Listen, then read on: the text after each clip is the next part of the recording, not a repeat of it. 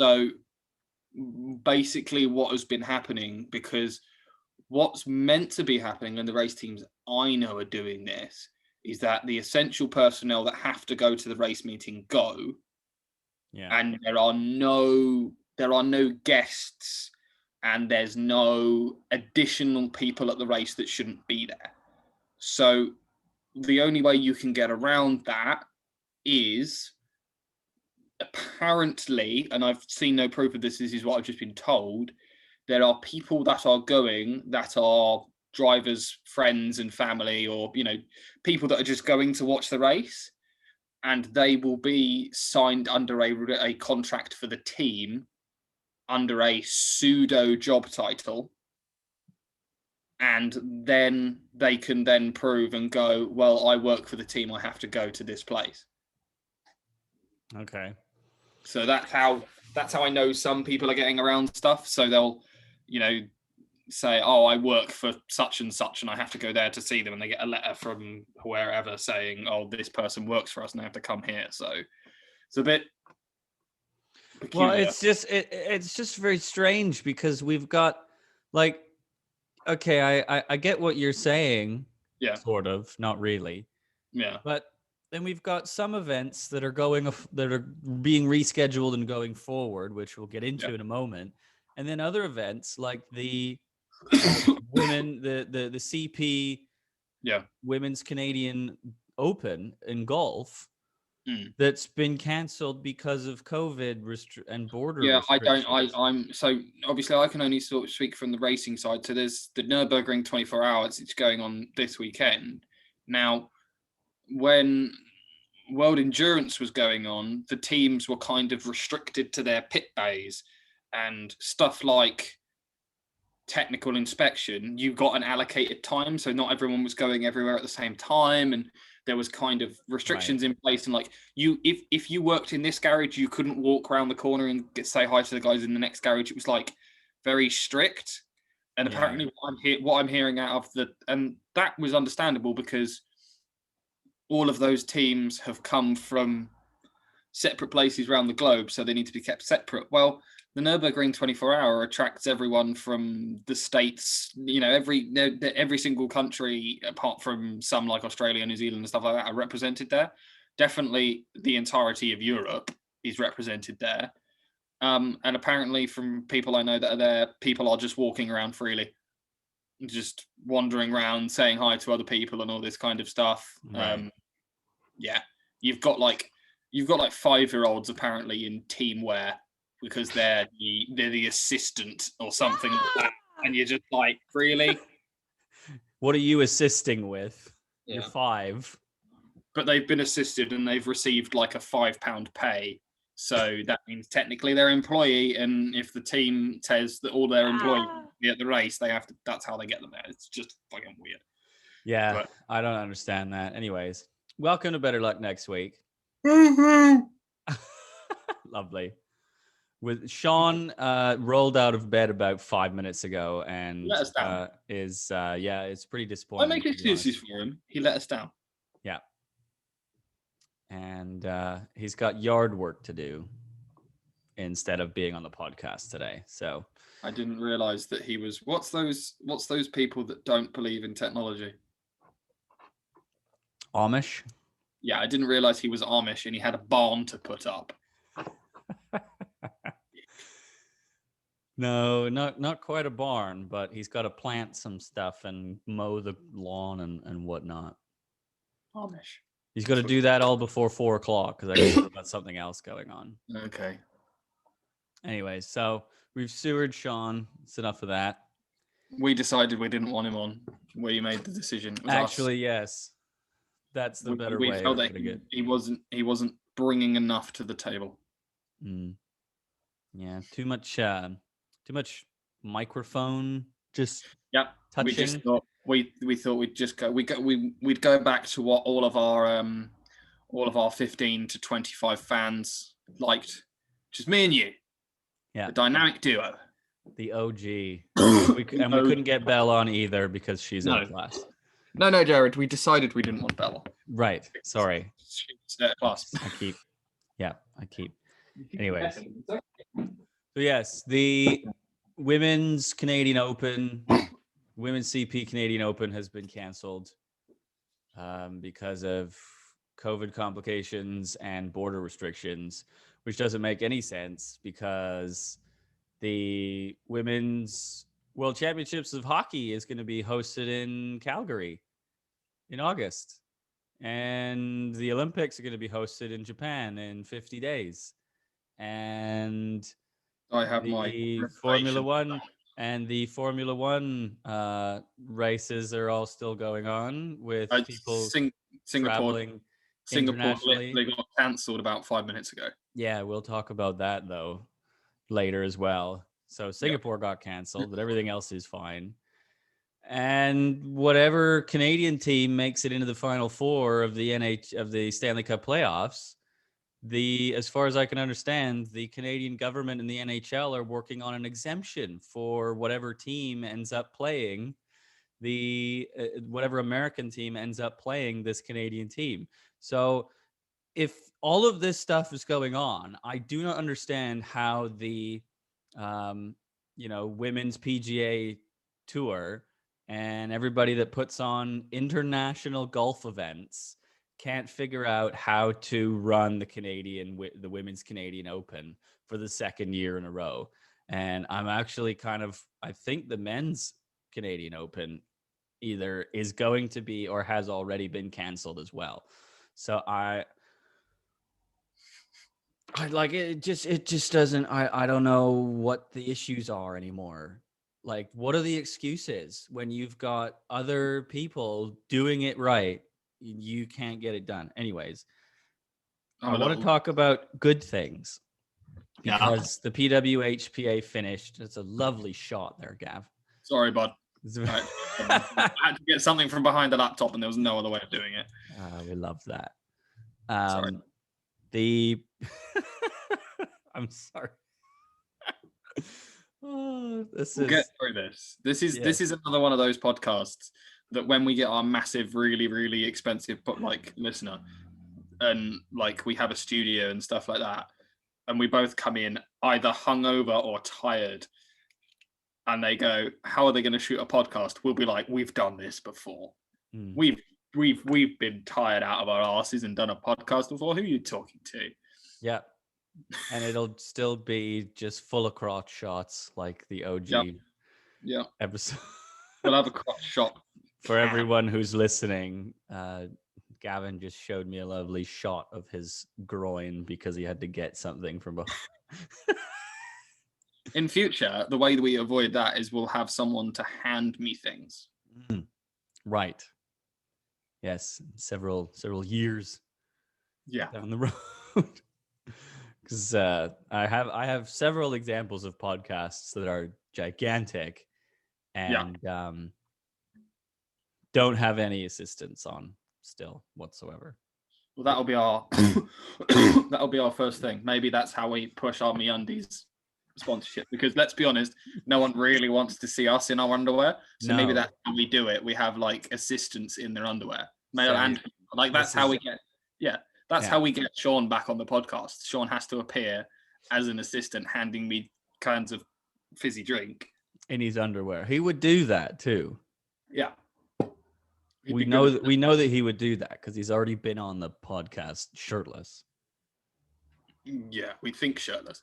Should we actually get to some sport? Let's do it. So, yes, the PWHPA, their Calgary tournament wrapped up on Sunday. So just a couple of days after we recorded the last show.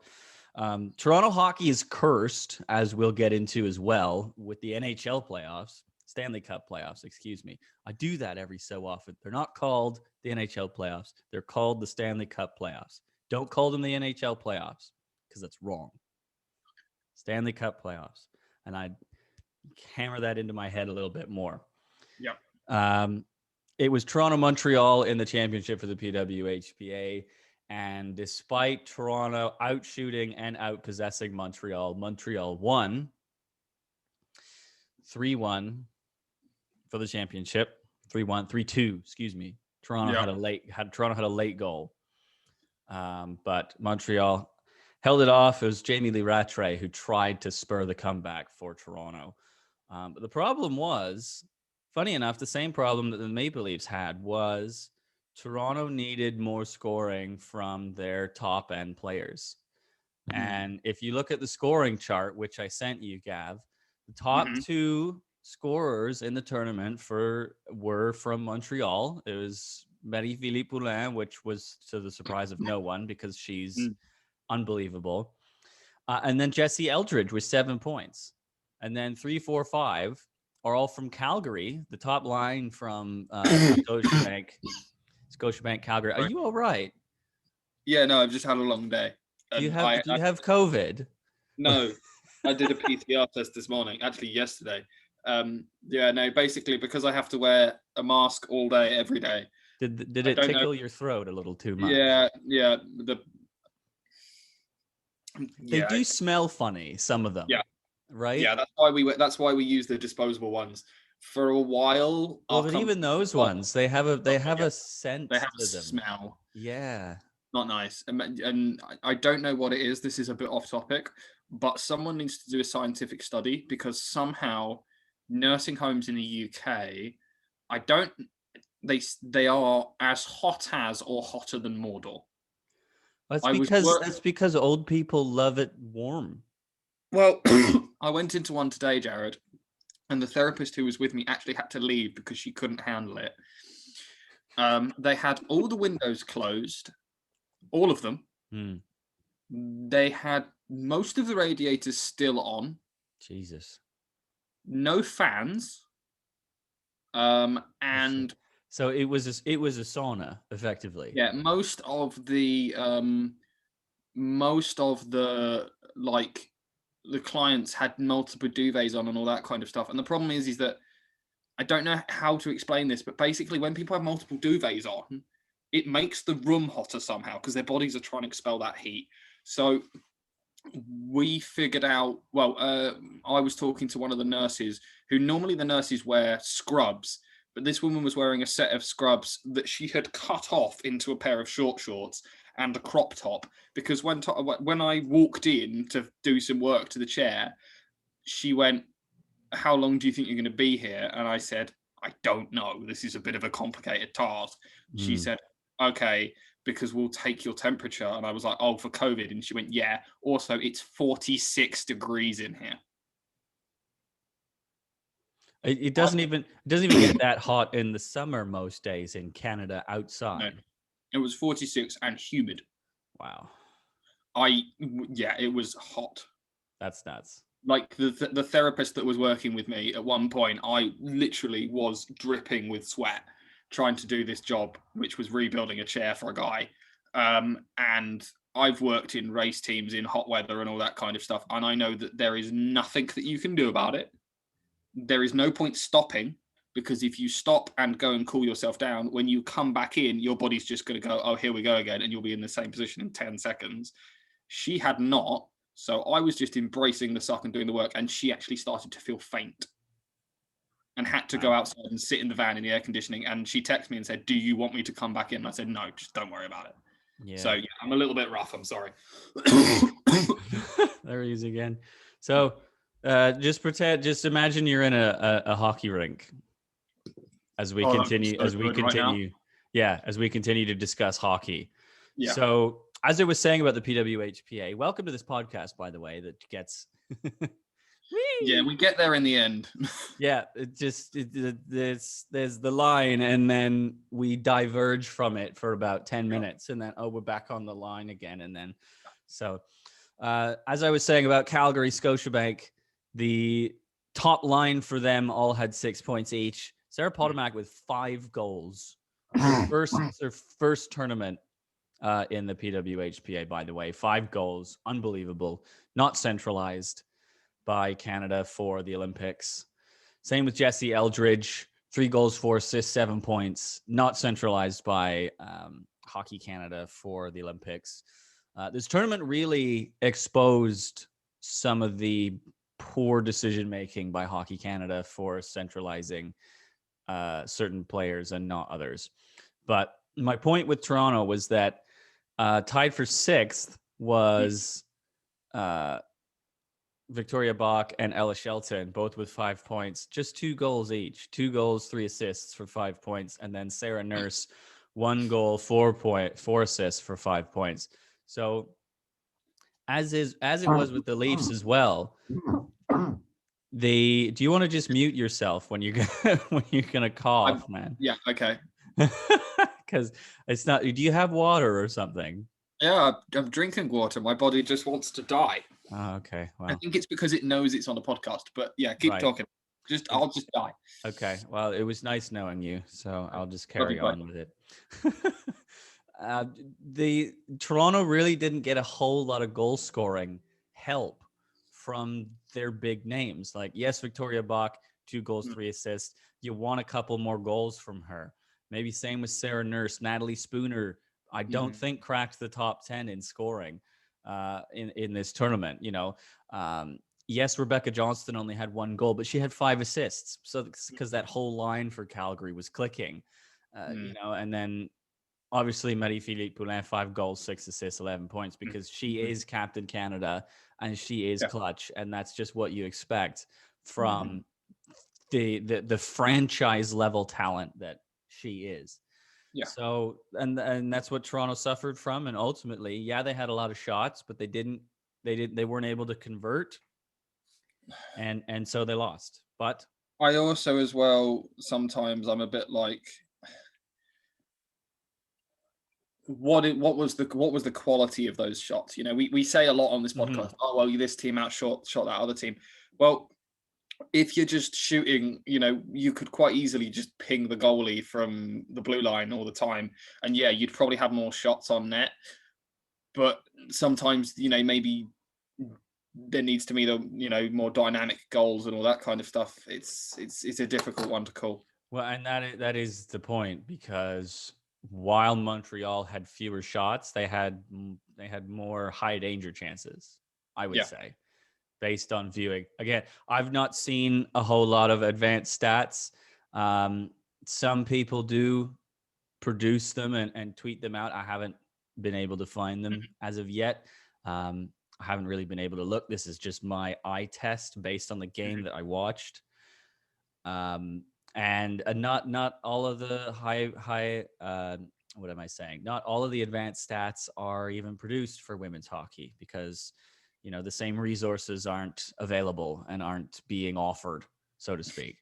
I gotta be honest, this whole stuff is putting more and more emphasis into what I've said on this podcast multiple times, which is the NHL just needs to take the Premier League's roadmap and go, every Premier League, if you are a Premier League team, you need to carve out some of your money and make a women's team. Yeah. It's really the simplest thing to do. The same guy that does the stats for the men on Sunday can do the stats for the women on the Saturday. And really, the roadmap, there's 2 different roadmaps here. You can do the Premier League one, or you can do what the NBA's done and create the WNBA. Yeah. That, the teams aren't directly linked to each other, but the league directly finances and directly supports the WNBA. So, but the NHL is still very hands up in the air, doesn't want to get involved. I don't understand this idea of figuring it out for themselves. Well, the best thing about it, I will say, let's try and. The best thing about it is that the NWHL and the PWHPA are talking.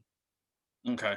Jana Hefford for the PWHPA and Ty Tamina for the NWHL are talking. I think they're scheduled to talk at some point in the next few weeks, because I know that I heard that there was going to be, they'd been talking before, kind of in between the NWHL playoffs and the PWHPA showcases, and then they were scheduled to talk again once Calgary was over. So there's progress being made, but I don't understand why the NHL doesn't even want a seat at the table. Like, they don't even want to be a part of the discussion, and just not even push anyone. Just participate. Just be not even send a delegate. Yeah.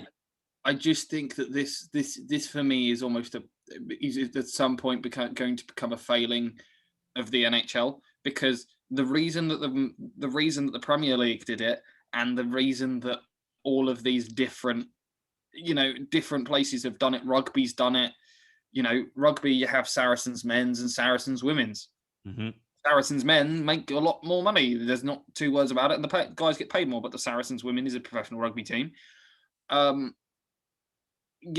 only sport that I've seen that's doing it differently and doing it its own way is the W Series for Formula One. Now, the reason that they're doing that a different way is because that is a completely different sport. It has to be approached massively different. But the NHL, when you look at it from above, is not too much different from the Premier League.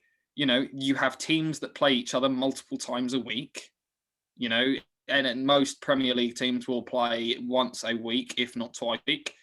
And you also have, you have that in hockey. They're very, very, very similar. It would be a league starting themselves from nothing. I have complete respect for, but for the NHL to contribute 1% of their, overall operating budget, and 1% of their effort and all that kind of stuff, and 1% of their staffing, they could basically blow everything out the water, because 1% of the NHL's effort is probably enough to organize a women's tournament. 1% is enough to organize a set of hotels and a bubble, and that's even if you make it that difficult. Really, in fact, after you've done a tournament for the men, organizing one for the females could really be, oh, hey, Phil, yeah, you organized that hockey rink, that hotel, and all that food for us. Yeah, could you just do it again in a week's time for the same amount of teams? Or can you just... No, not really. Yeah, or can you just hold it for an extra week? Yeah, we're gonna have another group of teams turn up. Yeah, it's not that difficult. Anyways, So out of all that, positive things, PWHPA's wrapped up, and the talks are important, because the PWHPA is going to have a hard time now going forward, because a lot of the players who they marketed themselves with are now in centralization for the Olympics and the World Championships, and we won't see them again until mid-February, when the Winter Olympics are on in 2022. So the PWHPA is going to have a hard time with that, and I think that's why it's extra important that the NWHL and the PWHPA really start to talk and figure out what they can do. But the Women's Worlds, as I mentioned, are now going to be hosted in Calgary. Funnily enough, exactly where the PWHPA tournament just was, in the exact same arenas, in the exact same format. Well, I say format, but it's all there. And wonderful news, spectacular that, we've got it confirmed that it's going to be hosted and that it's going to go on. Why was this not the plan from the outset? You canceled it in 2020 because of the pandemic, obviously. Yeah, that makes sense. It had just started, and it was supposed to be in Nova Scotia. You're on the way to having it in Nova Scotia, and the Nova Scotia government says, oh, actually, no, we can't. And, rightfully so, it didn't make sense to have it there. And the PWHPA, I think at that point, was already figuring out how they could have a Canadian tournament. And they were looking in Alberta, in Edmonton or Calgary.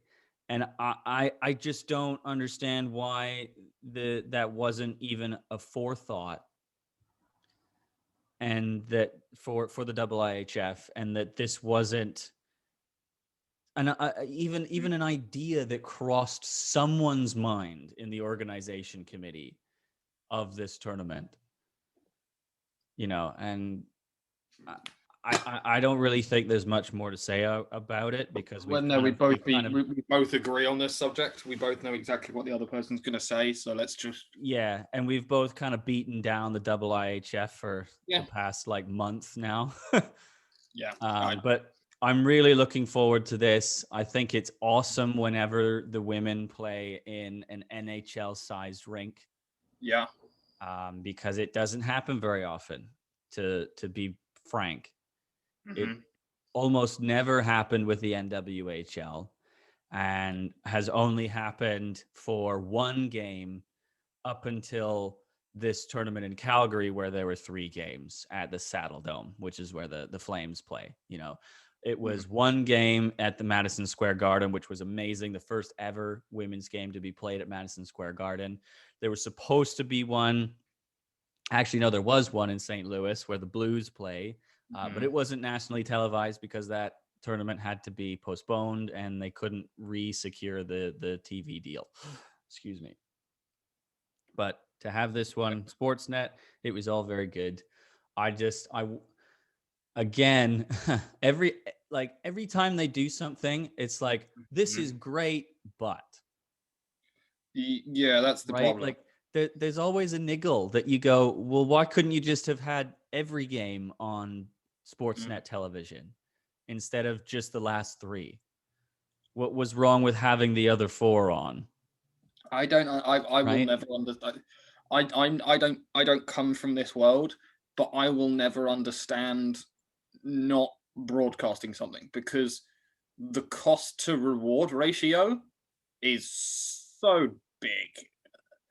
So like, okay, you used to do it for your college team. How much does it take to set up some cameras and broadcast to YouTube a hockey game? So I'll use U of T as an example, because York University's production was much smaller. Yeah. But so U of T has a director's studio in their arena. It's got a switching board, multiple monitors. It's got the setup you would want, right? A lot of that is usually set up in a big truck that sits outside the stadium or arena, which is what the network will use to broadcast the games. Okay. So, you want a truck like that, which, are very expensive. Yeah. But, so U of T has that built into their rink. Because it's, it's on campus. You're right. Yeah. So they use that, and the football stadium is built on top of the hockey rink, so they can use the same room. Yeah. For all the sports that are in those venues. And then they've got, I believe, at least 3 good quality cameras that are like broadcast quality cameras. Yeah. So, because we would have, when we ran the U of T productions, we would have play-by-play in color, obviously, which was usually me. I kind of tried to make sure I was doing that, because I was like, hello, this is what I want to do with my career. If you don't like it, get over it. Yeah. We would have a director who was usually an employee of U of T, so had already graduated from whatever, wasn't part of the college system that we had from College of Sports Media. The switcher, who would sit in the room and help kind of direct and switch, they would kind of help each other, right?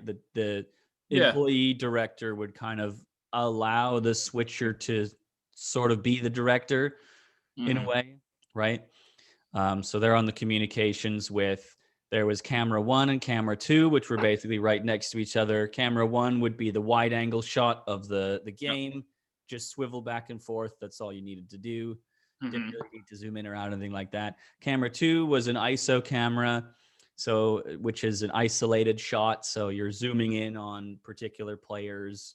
A bit more tricky camera work kind of thing. More zooming in and out. You need to be making sure that your focus is good, all that kind of stuff. And then camera 3, which would be a corner camera, right? So you're down rink level with the camera on your shoulder as it, tries to just remove your arm from your shoulder because it's so heavy.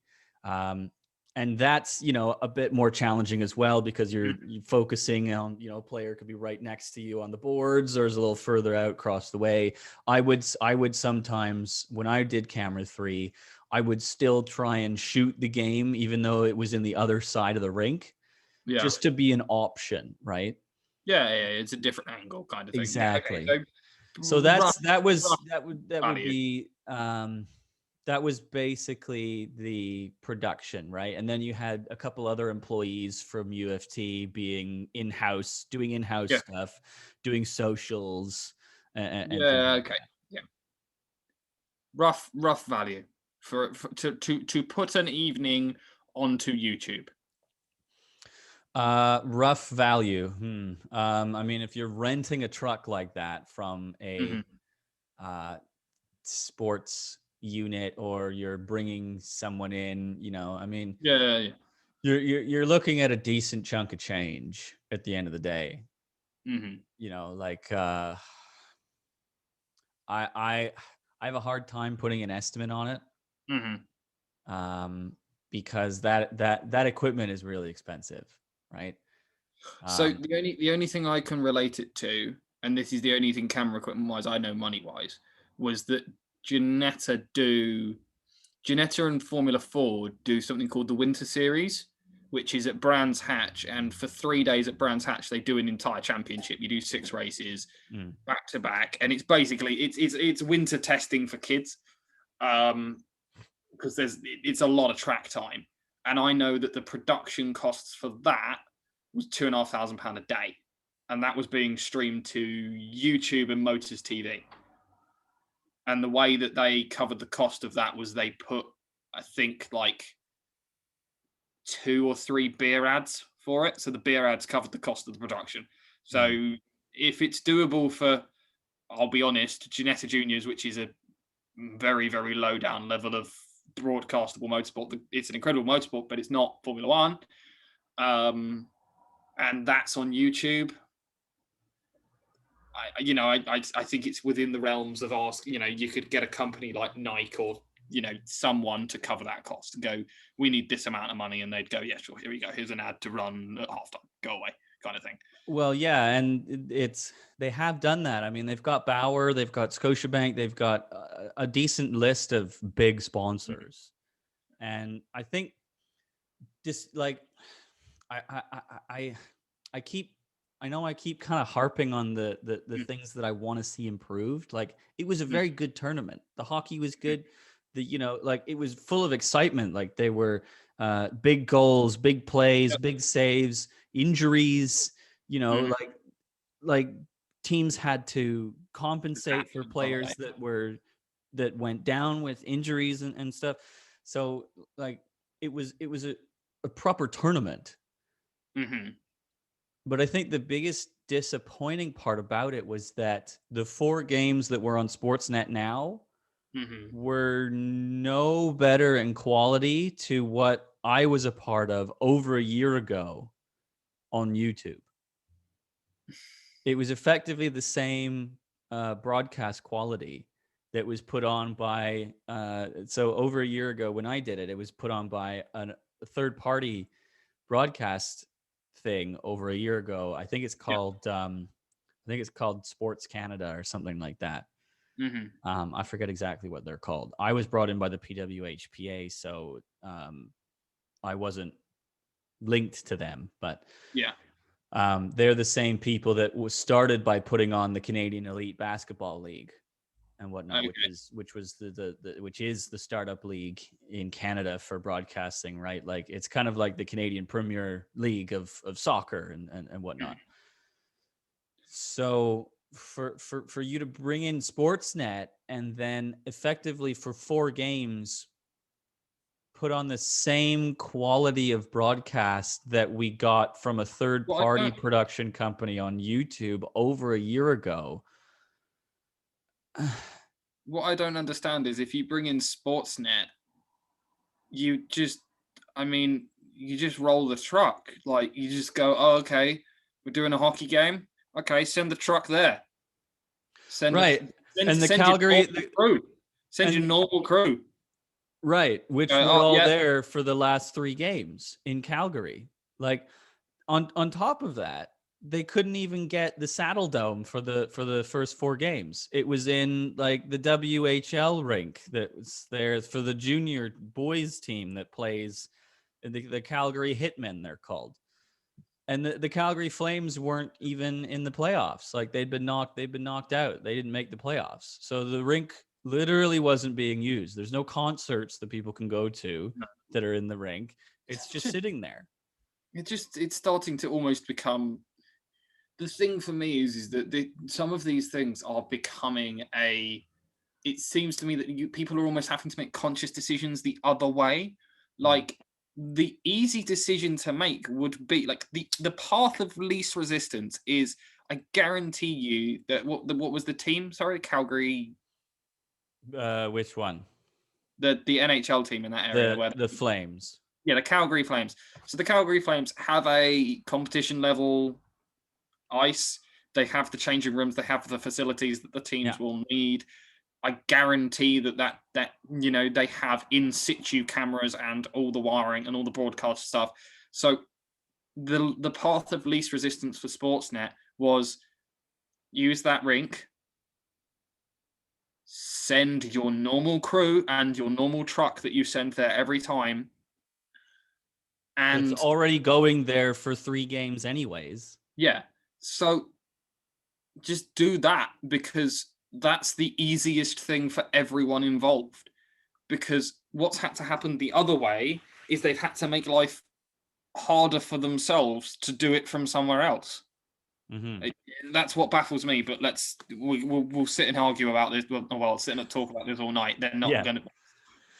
Yeah. So ultimately the tournament was a success. Again, I'm sorry to keep kind of picking at it. Yeah.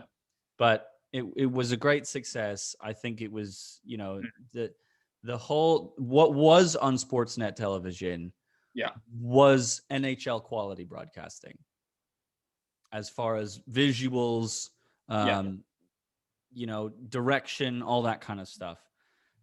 It was all there. So, that was really fun. And the women played really well. And I'm excited to see the World Championships in August. Be the end of August. And we'll move on now to NHL hockey. Yep. As you can see, I don't have a Leafs jersey on my wall anymore. We'll get through this. We'll get through this as quick as possible, buddy. I'm sorry. The main thing was the Maple Leafs have this tendency to play the worst game of the season in Game 7 or in an elimination game. Because last year it was Game 5. 2 years ago, again, it was Game 7. 3 years ago, it was Game 7. And it's 4 years in a row now with the Maple Leafs, where in the final elimination game, even 5 years ago, because it was Game 6 against Washington. Yeah. Where they just lay an egg in the most important game of the year. But I wouldn't even say, in my opinion, I wouldn't say Game 7 was your most important game. You had that. You were 3 and they were. You were 3 and 1. They were up 3. Yeah, they were up 3-1. You were up 3 and 1. So that next game, that's the most important game. Mm-hmm. And what I can't get through my head, buddy, is you were 3 and 1, and then they lost that one, and I go, okay, well, you still just need to win the next game. Mm-hmm. And then they put themselves in that situation. That was a situation that didn't need to happen. They needed to win one game. They'd worked so hard. Sorry, I got the burps now. Jesus Christ. You're just falling apart, man. Yeah, I know. like literally just disintegrating in front of me. Yeah, they put themselves in a position where all they needed to do was win that game. Mm-hmm. You needed to win one game. And that was it. And the thing was that for me, the most important thing for these guys would have been rest. If you'd won that game, you then don't play the next 3. If you've won, you've got those. They can't suddenly move everything up. You've then got rest time. So really, if it was me, I would have put maximum effort into that game. I wouldn't have gone, all right, guys, don't worry about this one. We'll win the next one. No, you win. That is a win or go home game.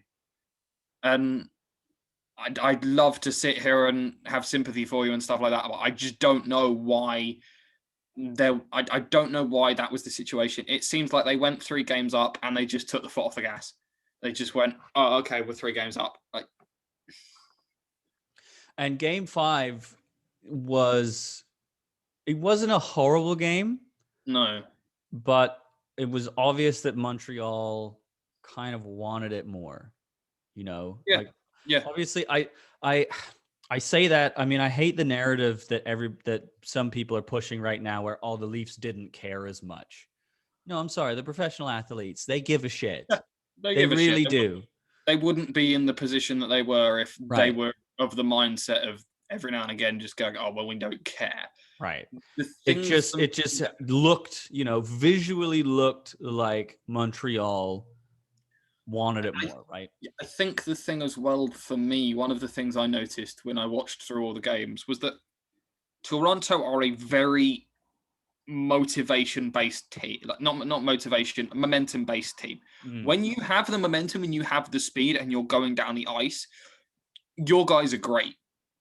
But if something happens and that momentum is taken away, there doesn't seem to be anyone on that team that can get it going again. Because once the momentum has gone, it's almost as if someone's taken the wind out of their sails, and they just, I don't know what it is. It's like the wind has died, and there's no. Oh, okay. I'm sorry. In amateur sports, if you see someone get hurt and they're really hurt, then yeah, sure, you can kind of not have the best of the rest of the game. I've had lacrosse games where I've watched team members be taken off in ambulances, and we've had conversations with the other team where we go, we don't know if he's going to be okay. Do you still want to play? Like, this isn't life or death. But as a professional athlete, you've had an entire career of watching guys get laid out. Some of them probably haven't come back.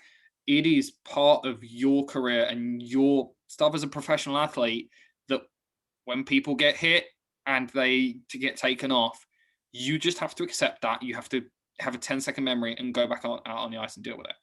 I'm sorry. That's just how it has to be. I don't like it. And I think we're going to talk about some athlete mental health in a minute here. But that's how it has to be. You have to, as a professional athlete, go, okay, well, the guy I was skating next to is not here anymore.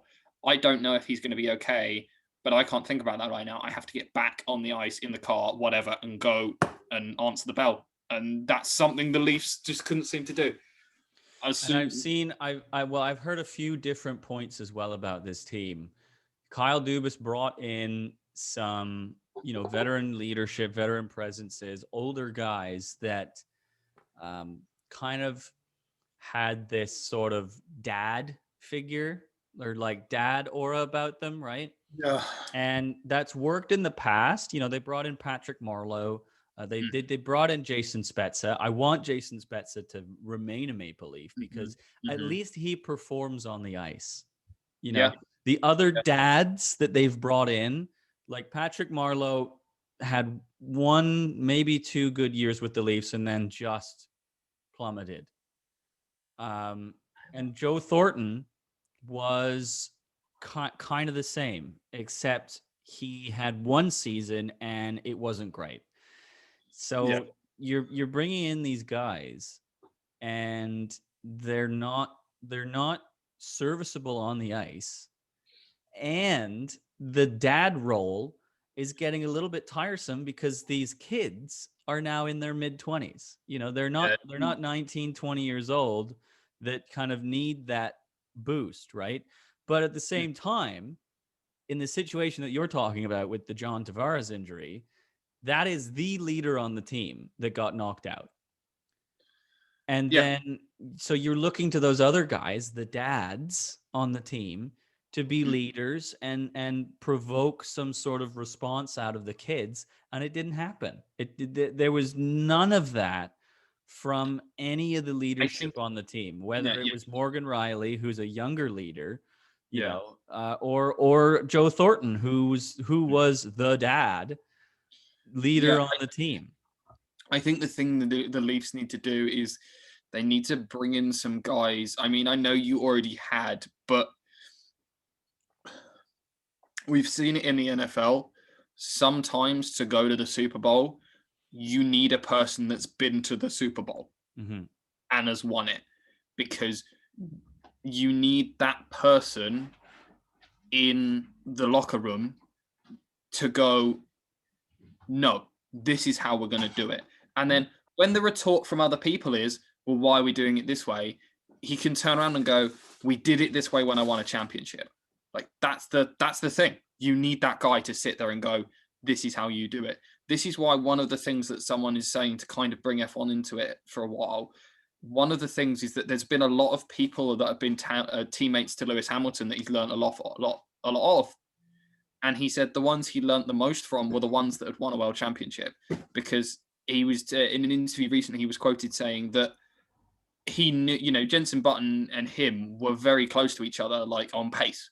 I think actually, you know, they beat each other a couple of times. It was very close. Yeah.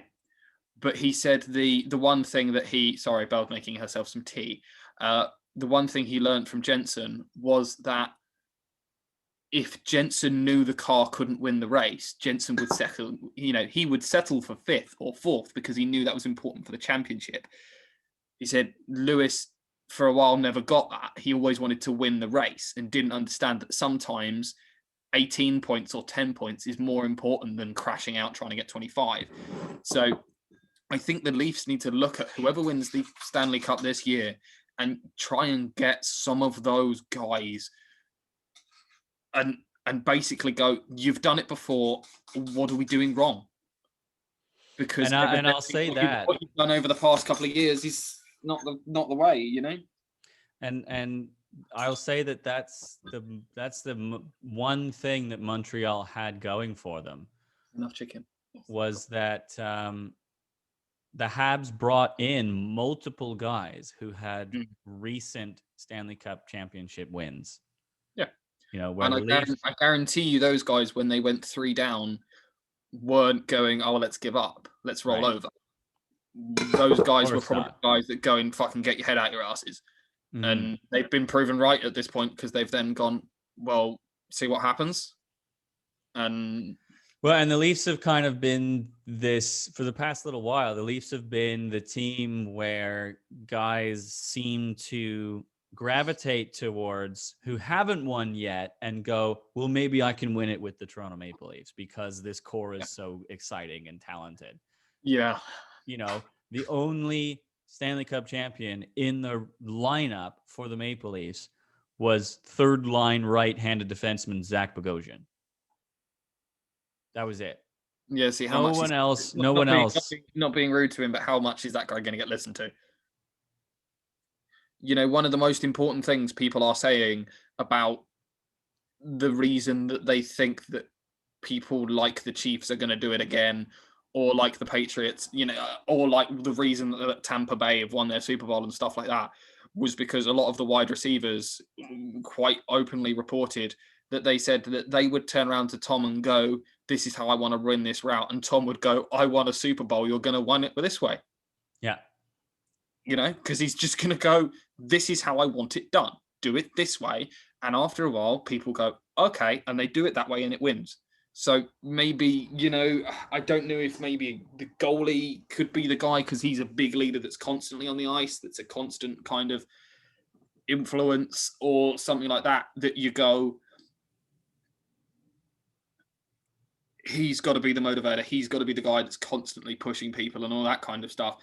And then when he does that and he instills that winning kind of mentality, he also then has other guys in the team that believe in that and follow him when he says that, you know, because if he gets taken out and he's not there, then you need to then have the guys that can kind of go, hey, this isn't how Fred would have wanted it. You know, let's do it this way. Fred might be in the hospital, but he'd be pissed off at all of us for doing it this way kind of thing. Right. And, you know, yes, a lot of the guys on this team have won a Calder Cup or other championships, but it's not the Stanley Cup. No. Right? It's just not the same. So, I think I agree with you. I think the one thing that the Leafs need to change, because that's the most difficult part about this, is that they were the heavy favorites in this series. They were the heavy favorites to come out of the North Division. Yeah. And they're out in the first round again. So what do you change? That, I think, is the one thing that you need to change. The core makeup of the team is not much. fine. You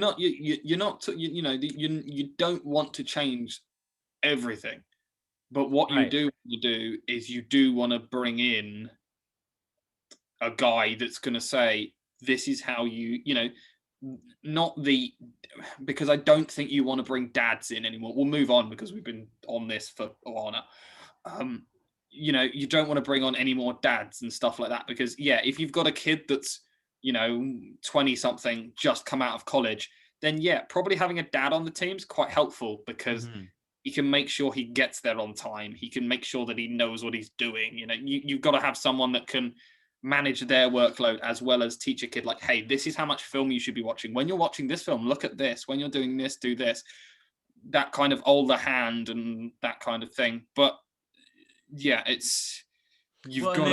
got a dad who is a serviceable NHL player, and that's Jason Spezza. So they don't need other dads. They need guys who have done it before. Yeah. And so that's the main thing I would change. There's a lot of people calling for Mitch Marner to get traded because he didn't have any goals. He's not had many goals at all in playoffs recently. Basically, in fact, he's not scored a single playoff goal since he signed his extension in the offseason of 2019. So that's at least it's not a great sign for him. No, that's at least 2 playoff rounds without a single goal. So, and I mean, Matthews was no better in this series either. He had one goal from $11.34 million player Austin Matthews, right? You need more. So what I want to see is, I don't want to see the core broken up at all. I want to see veteran, not even veteran, just guys that have done it. Get a 26-year-old who's won it before. Something like that, right? Put him on the third line or something. Yeah, someone who, when the guys are going, right, we've got game 5 again tomorrow, let's go to the pub, goes, hey, when I won a Stanley Cup, we didn't go to the pub. Right. Let's go to bed, kind of thing. Do that. So you bring those guys in, and then you can kind of figure it out from there. And the biggest issue that I have, and this can kind of start our conversation about the whole athlete mental health, is that people are on social media personally attacking these 23, 24-year-olds, saying that they should catapult themselves into the sun and do all this stupid crap. And particularly Mitch Marner, who announced to the media that he's deleted all of the social media apps off his phone so that he doesn't see this shit anymore. Yeah, and it's despicable and disrespectful. And so this kind of this is I don't want to say this is a difficult one for me. So I think as an athlete, you have a platform, and it is your responsibility to use that platform. But I also think we need to sit down and think about what we're actually asking these people to do. So I can only talk from the Formula One side. That's my specialism and all that kind of stuff. I know those guys. I know those kids. Now, those kids and stuff like that, from a, not being rude to any of them, they're incredibly talented individuals, and some of them are incredibly mature. But the main reason that they've got to where they are is because they're good at driving a car. None of that, absolutely none of it, requires any level of, not responsibility and stuff like that, but, they haven't got any experience in anything else. If we take Max Verstappen, because Max Verstappen was the perfect example. Now, Max probably had it a bit easier because let's use Alex Albon as an example. So Alex Albon, much like Lando Norris and all that kind of stuff, got thrown from, name me a couple of drivers on the F2 grid at the moment, Jared. Exactly. So he got thrown from, he might have the odd interview here or something like that if he won the race, and he's probably had a bit of media training and all that kind of stuff. But with the best will in the world, as long as he can get in a car and drive it quickly, the team don't care. Can he stand in front of a camera? Kimi Räikkönen can't stand the media. No. Can he stand in front of a camera and talk? Okay, cool. Well, Alex Albon is 21. Mm-hmm. And he had to go through everyone in the world telling him how terrible he was at his job, how awful he was, and how he was miles off, not being rude to Alex Albon, but Max Verstappen is without a doubt one of the fastest, if not the fastest Formula One driver around a single lap at the moment. So he was going up against a guy that is a generational talent, and he was only 0.4 of a second behind. And people were constantly coming after him on social media, applications, in his personal life, and all that kind of stuff. One, if you can get in a Formula One car and drive it without killing yourself at pace, you are in the top 99.99% of drivers. And the fact that you got onto that grid and you were fast enough to get on that grid and qualify in the top 10 and score points means that you are one of the best drivers in the world. Mm-hmm. But at no point do we take into the fact that that is a 21-year-old kid mm-hmm. who is sat there being told by the world and by grown adults that he's terrible at his job and he deserves to be fired. Yeah. For the simple fact that he can't quite keep up to Max Verstappen. No. And with the best will in the world, the guy is without a doubt possibly in the top 30 best drivers in the world. Right. And there's a difference between 21. There's a difference between you and I discussing this on a podcast that he's never going to listen to. No, we guarantee if Alex Albon's listening to this podcast, I'd be surprised. Yeah. Yeah. So the difference between this and going to his personal social medias and telling him that he's shit. Yeah. And telling him that he should go die because he's not good enough and all this stuff. And this, this kind of brings me to my next point, which was the hit that I sent you. Yeah. Yeah. So if you haven't seen it, Mark Scheifele at the end of game 1, round 2 versus the Montreal Canadiens just absolutely decimated Jake Evans. It's a brutal hit. This is a difficult one for me.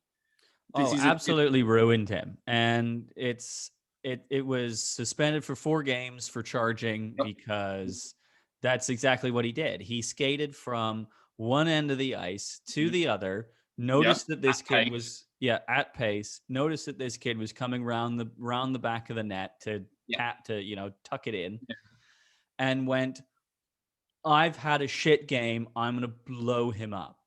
And there's 2 points to this.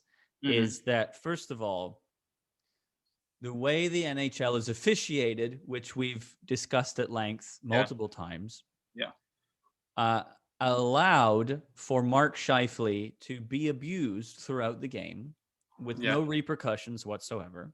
Mm-hmm. To which Mark Scheifele was getting visibly angry about. Yeah. To the point where he is like, we're losing. I got to get back on the back check. This kid's gonna friggin' put it in the net again. And you know what? I'm just gonna go right through him. Bam. Yeah. And then you see the moment where Scheifele is starting to get tussled with by the Habs players, and his eyes are wide like this, looking at Jake Evans on the ground, being like, holy shit, I just killed a man.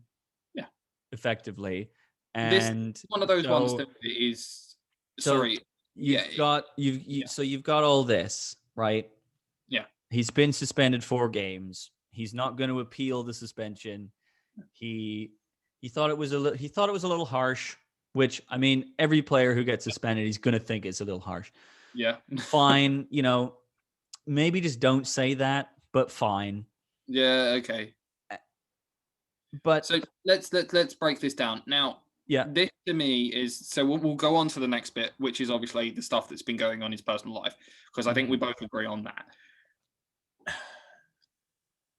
This is one of those ones in school where you sit in front of someone and for the entire lesson, that person is throwing stuff at the back of your head. Now, the teacher doesn't see it. Yeah.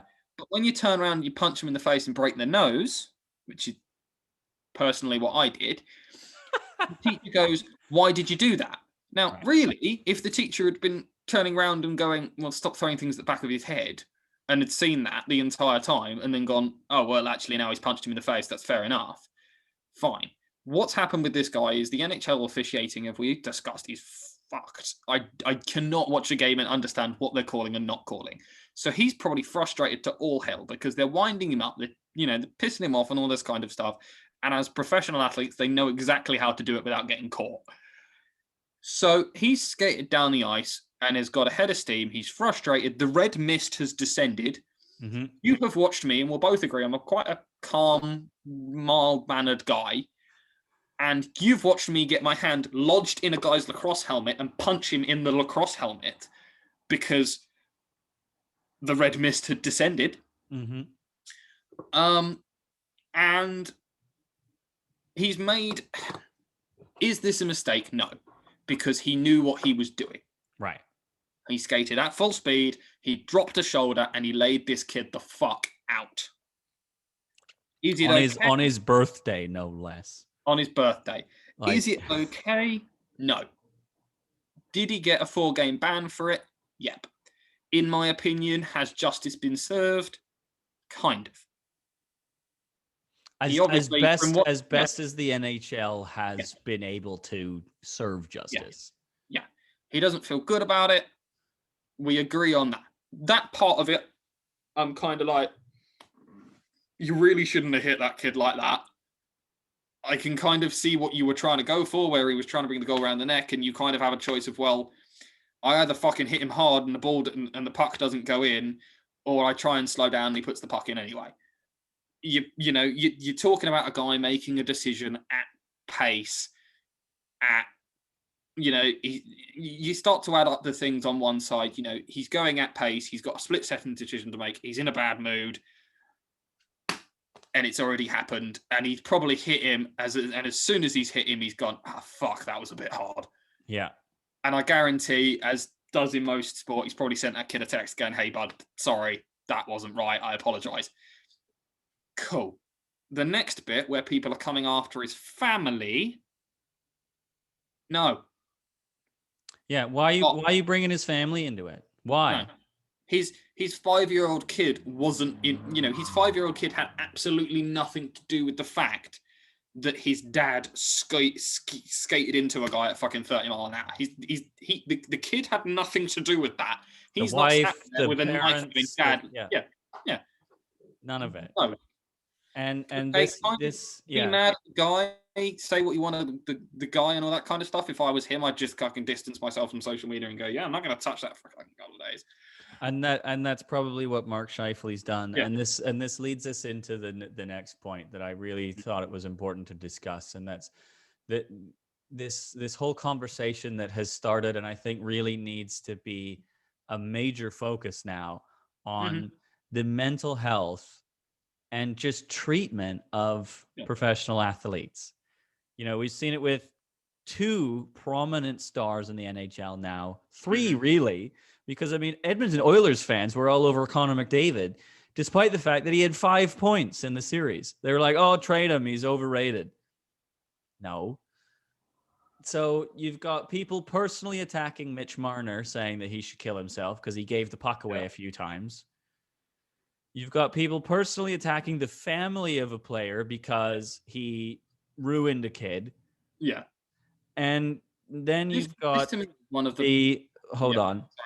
You've got the thing that started this whole conversation, which was tennis superstar Naomi Osaka coming out and saying that she has decided that at the French Open, she's not going to participate in media availability because she feels that, through her experiences in life and through who she is as a person, does not warrant well and gel well with being constantly asked questions in the media after every game, whether or not you've won or lost, blah, blah, blah, blah, blah. Now, I do feel that it is important to chat with the athletes as a media member. Yeah. To, hear what they think, add to the story of the game, whatever that may be.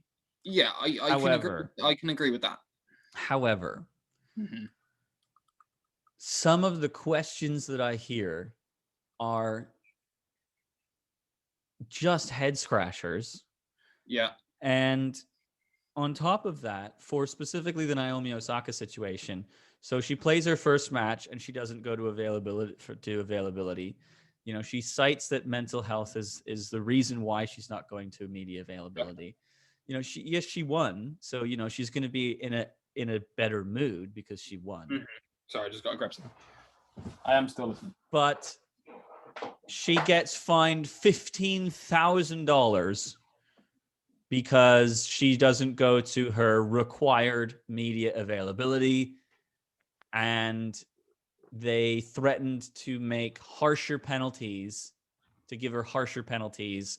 So she therefore decides to withdraw from the tournament so that this is not a distraction and this, that, and the other thing. And her entire statement, I encourage you to read it if you haven't, is actually very difficult to stomach, because this is a young woman who is standing up for her own personal health and for what she believes in is the right to athletes' health and well-being, and apologizing for effectively doing that and saying that she doesn't want it to be a distraction.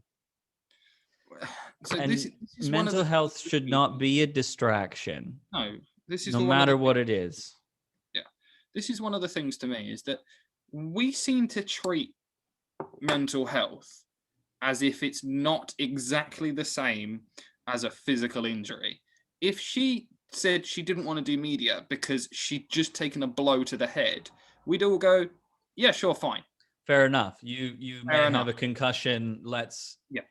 But I think we also need to talk about as well some of the things and all that kind of stuff that we demand of these people. So the one that comes to me in recent memory is Charles Leclerc.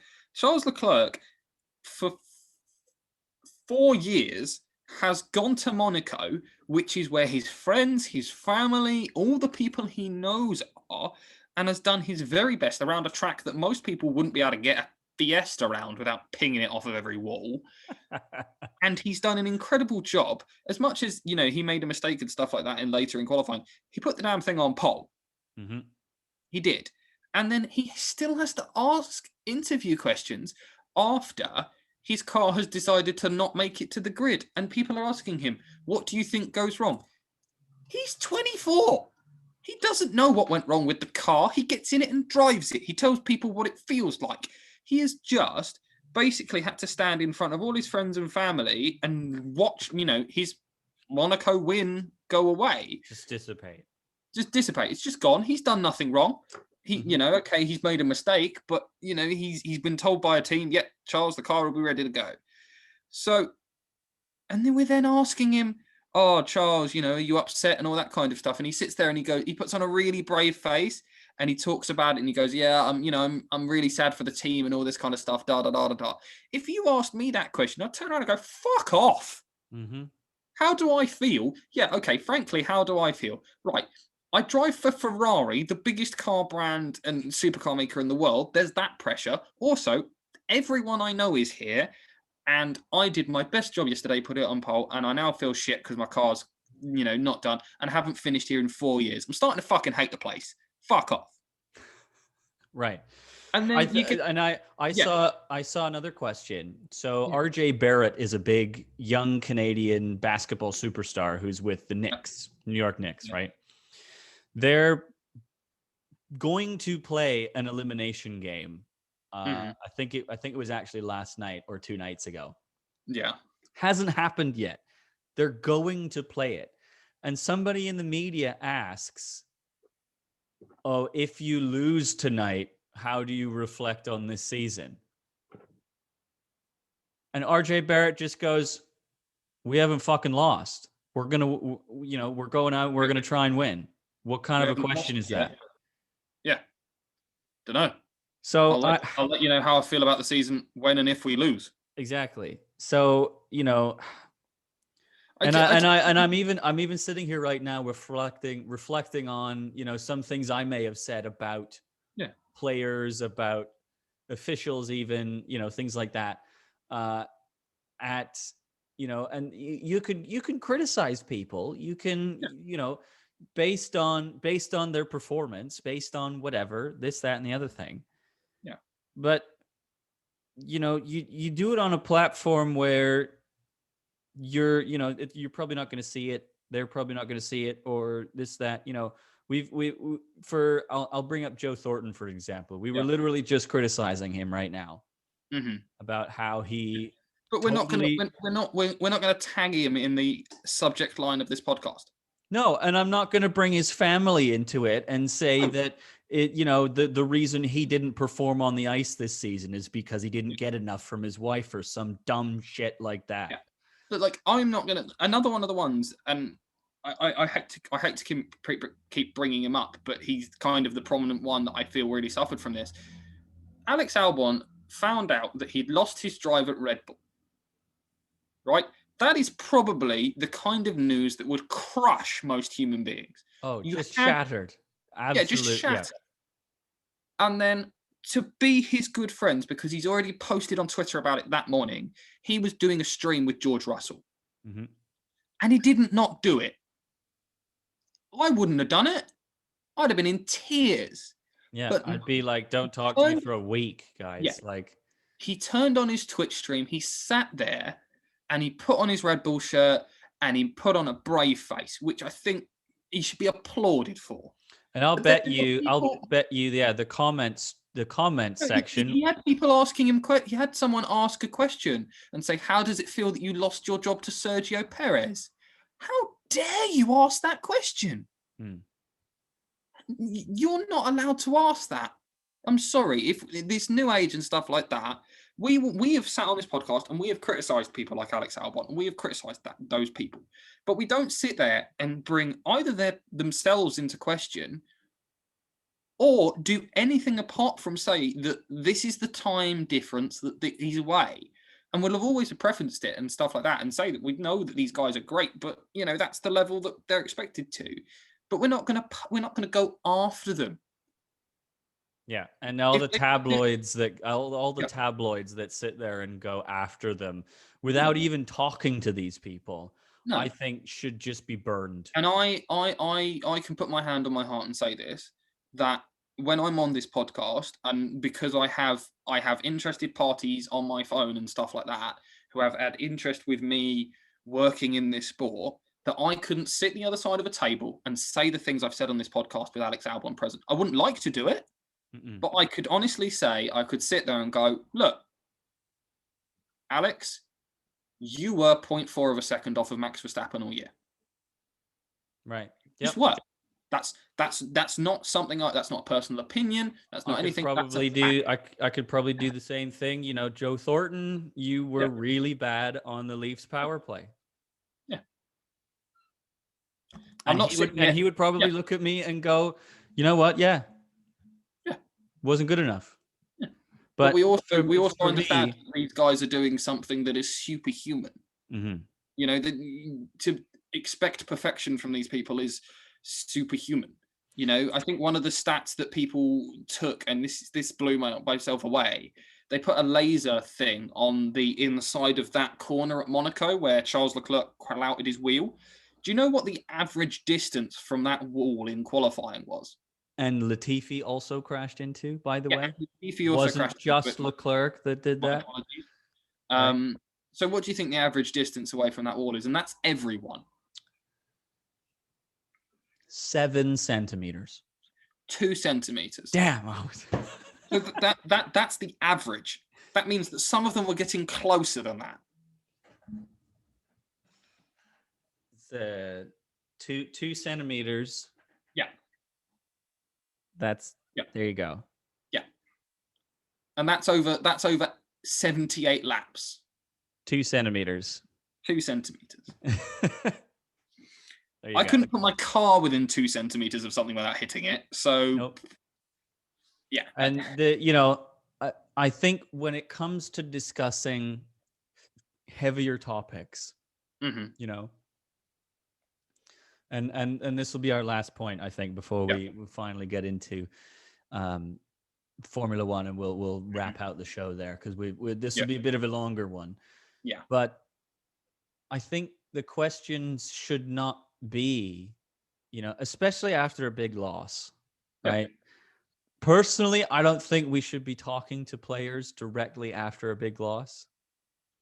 I think it should be a voluntary thing. I think if a player wants to come out and talk, he can talk. But if they want to walk past and get on the coach, get on the coach. I think there needs to be a digestion period for big losses, right? Like, I mean, the Leafs were expected to talk immediately after they lost Game 7, right? Tennis players are expected to talk immediately after they lose the match. Everybody's expected to talk right after they lose, right? Because everybody wants the raw reaction. And I think when people lose, I really think there needs to be a bit of a digestion period. And then on top of that, the question shouldn't be, oh, how'd you feel about this? I think the question should be, would you like to discuss blank? Yeah. And if they go, no, thank you, you go, all right. Yeah, you don't push or anything like that. We'll try another day. We'll try another day. We'll try when you feel more comfortable discussing it. Because again, what I will say is, I still think it's important to tell the story of the event, to hear what the player has to say about the loss. Yeah. It's important. But do we need it right away in such a way that, quite frankly, is disrespectful? No. Yeah, I think, we need to start actually realizing and sitting down and going, these people are people. Like, so we'll move on after this, because otherwise me and you will be talking about this all night. Obviously, Daniel Ricciardo has moved from one race team to another. He is this is what his third, right? So third race team? Yeah, it's his third team. Yeah. So it's not rare. Formula One drivers used to change from year to year. Vettel's on his fifth, isn't he? Yeah, fifth, I think. So when you go to a new team, it is always difficult to learn how that team does stuff. Lando Norris has been with McLaren since he was 12. Wow. That's stupid. Yeah. To be honest. They pay, he has been part of the McLaren Young Driver program since he was a 12-year-old. He knows everything there is to know about working at McLaren and working for McLaren. He just does. Okay? There's no two ways about it. He knows everything there is to know about working for McLaren. Daniel Ricciardo, over the first 4 races, has only out-qualified him and out-raced him once. Which I would say 3-1 in the first 4 races of the season against Lando Norris, who is very good and knows how the car, knows the car very well. Cool. Daniel Ricciardo obviously was struggling with this a bit, because he's used to absolutely blowing his teammate out of the water. Basically his entire career. When, do you know what? I'm going to take a couple of days for myself. Completely behind that. But then for some unknown reason, even though he's on a yacht, which, okay, he's a Formula One driver, if he's not chilling out on a yacht, who can? He is with a group of people, including his personal trainer, including other people that are close to him, and he's chilling out. He's walking along the beach, he's riding some dirt bikes, he's doing Daniel Ricciardo things. And all we hear about in the press is the fact that at one point he seemed to be walking along and smiling with some blonde girl. Why is that important? Why does that even need to generate a headline? Why can't it just be, even if you want to make a headline of it, go Daniel Ricciardo takes a few days for his mental health. Doesn't need to need anything more than that, Daniel Ricciardo takes vacation. Yeah. Doesn't even need to be mental health, doesn't it? Just Daniel Ricciardo's off for a few days. Yeah. There you He's go. having Daniel a great Ricciardo's time. off for a few days. And to be quite frank, who cares? Why do we need to report on athletes' vacations? And celebrities' vacations, Oh, Justin Bieber's in the Bahamas. Who cares? Why do we care? I don't understand. I just like these people do a job that happens to be in the public eye. Yeah. Why do we therefore need to know every single scrap of detail about their entire life? It should only be if they have decided that they want to share it. Like the whole documentary that Demi Lovato put out recently about her health struggles, right? She chose to put that out. Yep. Right. She went, I'm going to put it out. And people went, okay. But all the media is all over her the whole time being like, what's wrong with you? Effectively. Nothing. I took some time off. Fuck off. Right. And so, this all extends to just celebrities in general. I think we just need to be more respectful of people. You can dislike, do whatever, say whatever you want, but the media's got to lay off, and people have got to lay off on social media. Yeah, I think is the ultimate overarching point that we're trying to make. I think one thing I would say as well is, and this is just something I've embraced personally because I heard it and I was like, wow, that's so true. Don't just stay listening to one input source. Mm-hmm. So a lot of people, especially the older generation, I don't know what about you, Jared, but they listen to they listen to the same people tell them the news. They on their social medias, they have the same group of people telling them the same stuff all the time. There's no one that's outside of their data stream. They talk to the same people, and this is what annoys me most about people on Facebook. People post on Facebook and the same 10 people turn around and tell them they're right.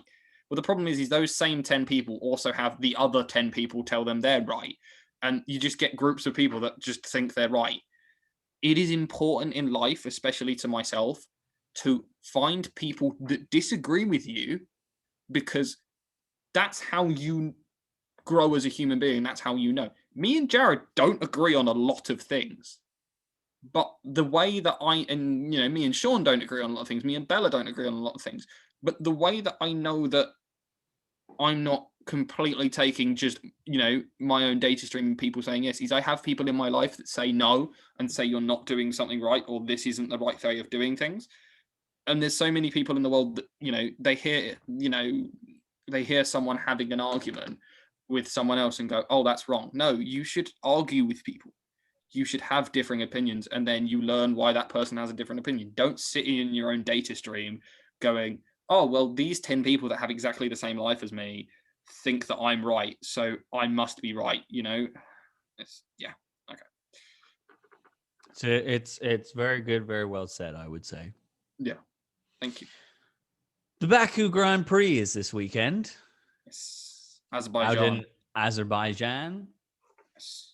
And people are already kind of going, where are the Mercedes? They're not even in the top 10 and practiced in P2.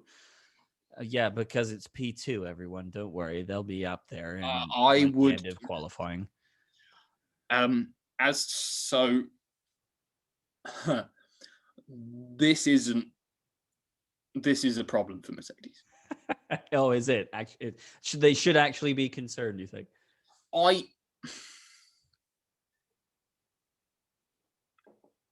You can do, from a little bit of deductive reasoning, you can figure out where people actually are.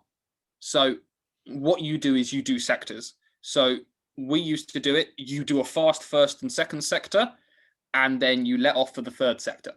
And then you go around again and you do a fast second and third sector. And what you can sit down and do as a data engineer is go, okay, if you string a perfect lap together, this is what the lap will be. Mercedes aren't close in any sector. So it's not good, eh? Either they've got the tactical sandbags out, which I would struggle to understand, because the problem is that it's all well and good sandbagging in P1 and P2, but you then only leave them P3 and qualifying to find, every time they're out on circuit, normally as with F1, they find a second, so P1, they were doing 143s, P2, 142s, P3, they'll probably be in the 141s, and then qualifying, they might crack the 140s. The issue you're going to have is that if you don't let the drivers run to that pace, then they're not going. I don't think this is a case of Mercedes going, ooh, let's be sneaky and not drive quickly. I think this is a case of, oh, we are not good round street circuits. We're really not good round street circuits, because this is a combination of Monaco with the tight sections and a bit of some more open circuit, but they're not quick. They're not quick through the speed traps. They're not setting any purple sectors. The teams I'm looking at the moment really are, I think McLaren are with an outside chance. I think Red Bull and Ferrari. I think Mercedes might turn it up a bit, but I don't think that I can't see how they're suddenly, Hamilton was 2 seconds off the pace in FP2. I don't, I can understand him turning the taps on and then suddenly finding a second and going, oh, we were being cheeky, but I don't see 2 seconds. Right. Because, he's going to be approaching corners 30, 40 mile an hour faster than he was, and going through corners 30, 40 mile an hour faster than he was. He's a very talented driver, but he's not. Well, and it says here that, it's about it's just over a second, down in 11th, 1.041 seconds. Yeah, I mean, I think you summed it up pretty well. So I'm going to be very interested to see exactly how they recover from this, if they do, because it's not just the Mercedes, it's the Williams as well. Yeah. They're all pretty far behind. Valtteri's even further behind. Yeah. And then Latifi's in last. Yeah, it's so sometimes they do race runs.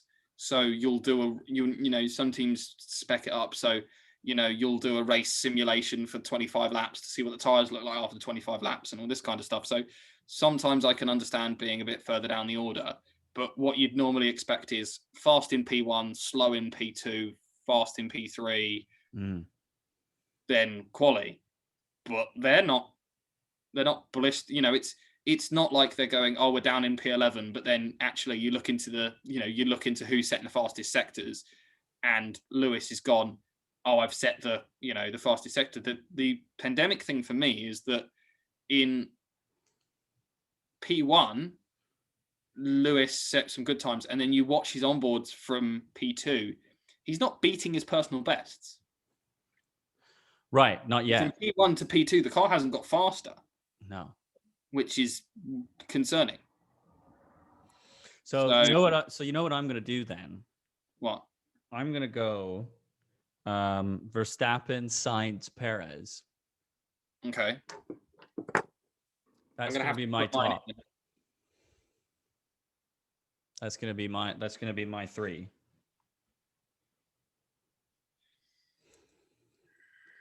So we'll get yours and then we'll wrap, I think. Yeah, okay.